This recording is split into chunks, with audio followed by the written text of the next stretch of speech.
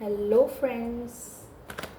This will be a reading for Scorpions for the month of May. तो Scorpions month मई की reading लेके मैं आपके पास फिर से हाजिर हो गई हूँ और this will be overall general reading. Please like share and subscribe. जो रेजोनेट करे वो रख लीजिए. एनर्जी एक्सचेंज ज़रूर करिएगा फ्रेंड्स. अगर एनर्जी एक्सचेंज करते हैं तो चीज़ें आपसे रेजोनेट करती हैं. Let's see what is guidance coming for the Scorpions.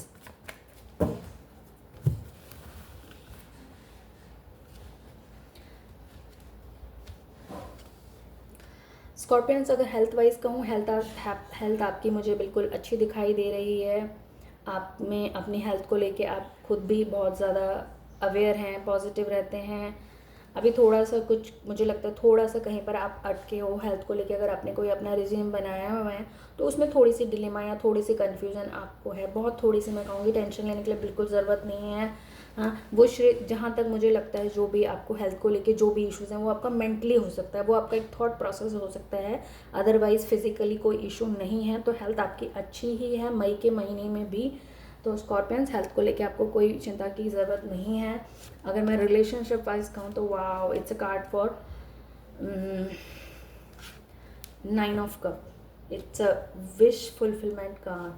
अगर पास में कुछ आपको किस चीज़ को लेके रिलेशनशिप में या फैमिली लाइफ में लेके आप अनसेटिस्फाइड थे या कुछ आपके लाइफ में कुछ प्रॉब्लम्स चल रहे थे, कुछ डिस्प्यूट्स चल रहे थे या आपके दोनों के विचारों में कुछ मतभेद थे, आप मेंटली एक दूसरे से रेजोनेट नहीं कर पा रहे थे, तो फ्रेंड्स अब वो चीज़ें आपको रिजॉल्व होती नज़र आएंगी और आपको नया कोई प्रपोजल आ सकता है. अगर आपकी लव लाइफ में आप उसका वेट कर रहे थे या जो पुराने जो भी इश्यूज़ आपकी पर्सनल लाइफ में लव लाइफ में चल रहे थे, अब वो डेफिनेटली रिजॉल्व होते हुए मुझे दिखाई दे रहे हैं स्कॉर्पियंस मई के महीने में. तो लव लाइफ आपकी इम्प्रूव होगी पहले से. अगर मैं करियर वाइज कहूँ और फाइनेंशियल वाइज कहूँ तो यहाँ 10 ऑफ स्वॉर्ड का कार्ड मुझे दिखाई दे रहा है.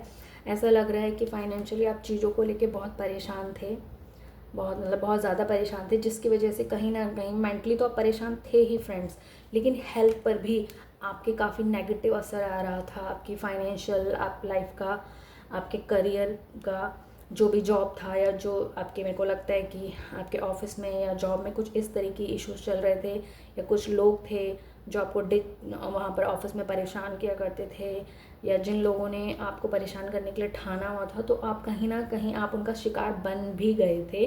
तो ऑफिस पॉलिटिक्स वगैरह का शिकार मुझे लगता है आप रहे होंगे. फाइनेंशियल कोई लॉसेस आपको हुए हैं, तो ऐसा मुझे दिखाई दे रहा है. पास में आपके साथ कुछ ऐसा हुआ है स्कॉर्पियंस.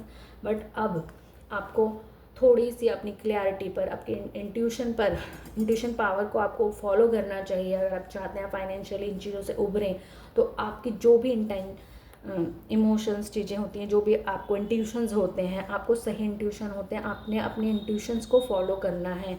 कहीं ना कहीं पास में अगर मैं देखूं तो आपको ऐसा लग रहा था कि आपको कुछ भी समझ नहीं आ रहा था कि फाइनेंशियली आप कैसे ग्रो करें, कैसे अपने इश्यूज से बाहर निकलें. बट आप बहुत परेशान थे. ऐसे लग रहा था किसी ने आपको बांध दिया है. बहुत नेगेटिव फीलिंग थी करियर और फाइनेंस को लेके. पोजीशन आपकी अच्छी नहीं चल रही थी इन चीज़ों में. बट अगर मैं कहूँ मई के महीने में चीज़ें मुझे पॉजिटिव होती नज़र आ रही है. यहाँ 4 ऑफ वैंड्स का कार्ड आपके लिए है. तो ये आपको कहीं ना कहीं पॉजिटिव की तरफ, आपके पैशन को इंक्रीमेंट करेगा.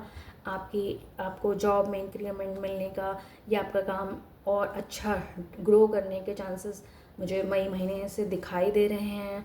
और जो भी अगर आपके मकान की कोई किस्त विस्त को लेके आप परेशान थे, तो डेफिनेटली वो भी रिजॉल्व हो जाएगी. आप कुछ नए घर में मूव करने के लिए सोच रहे हैं या अपना घर लेने के लिए सोच रहे हैं, तो उस तरफ आप आगे 2 कदम बढ़ पाएंगे मई के महीने में. यानी कि फाइनेंशियल कंडीशन धीरे धीरे आपकी सुधर रही है. और ओवरऑल अगर मैं कहूँ मई का महीना, जिन चीज़ मेरे को लगता है कुछ डर हैं आपको लेके कि ये चीज़ें फाइनेंस को लेके, कि कहीं पर मुझे लग रहा है कहीं आप ऐसे फंसे हो कि जहाँ पर आपको पैसा दे के, कहीं लोगों को पैसा खिलाकर काम करवाना भी पड़ सकता है और आपको डर है कि मेरा ये काम हो गया नहीं. या द नाइट ऑफ वाइंड्स का कार्ड है.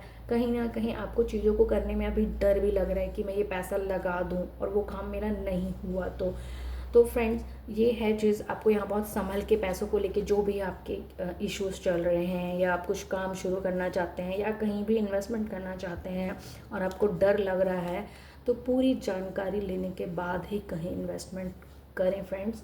और साथ में आपको किसी सीनियर से या उस चीज़ के मास्टर से गाइडेंस लेने की भी बहुत ज़रूरत है, क्योंकि द फूल का कार्ड है। आप कहीं पे इन्वेस्टमेंट करते हैं, कहीं किसी को पैसा देते हैं अपना काम निकलवाने के लिए, वहाँ भी आपको अपने बड़े की, अपने गुरु की, या जो भी उस फील्ड में मास्टर है उससे आपको गाइडेंस लेने की बहुत ज़रूरत है। अगर आप कहीं पर पैसा लगाते हो अपना कोई काम बनाने के लिए, क्योंकि वहाँ पर आपके फंसने के चांसेस हैं। तो अगर आप उसको डिले कर सकते हैं, कहीं पर ऐसी कोई सिचुएशन है, तो मैं कहूँगी अभी आप मई के महीने में उसको डिले करें स्कॉर्पियंस। ऐसा कहीं भी कोई भी इन्वेस्टमेंट अभी मई के महीने में ना करें। अगर मई का महीना आप नहीं करते हैं तो आने वाला नेक्स्ट जून का जो महीना है, वहाँ पर आपके लिए चीज़ें मुझे पॉजिटिव होती हुई नज़र आती है। द व्हील ऑफ फॉर्चून का कार्ड है। बट मई के महीने में आप कोई भी इन्वेस्टमेंट ना करें, कहीं पैसा ना लगाएं, चीज़ों को अभी समझें। जहाँ भी आप कुछ करना चाहते हैं चीज़ों को समझें, टाइम लें, और आगे जैसे ही आपको क्लैरिटी मिलती है तब आप चीज़ें शुरू करें। तो अभी इन्वेस्टमेंट के लिए आपके लिए क्लियरली नो है स्कॉर्पियंस। बाकी overall relation wise, health wise आपके लिए ये महीना बहुत अच्छा है। तो एंजल्स आपके साथ हैं।